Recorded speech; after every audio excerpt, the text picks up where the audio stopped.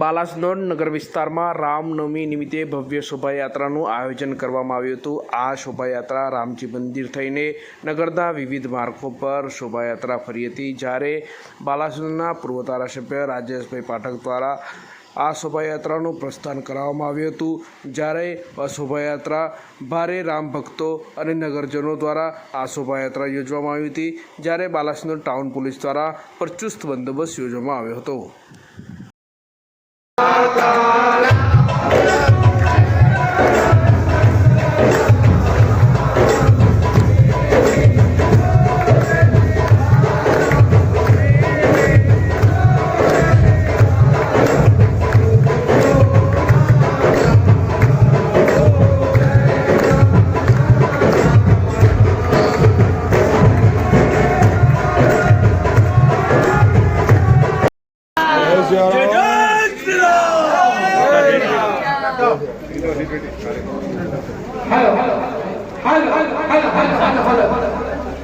Jai Shri Ram.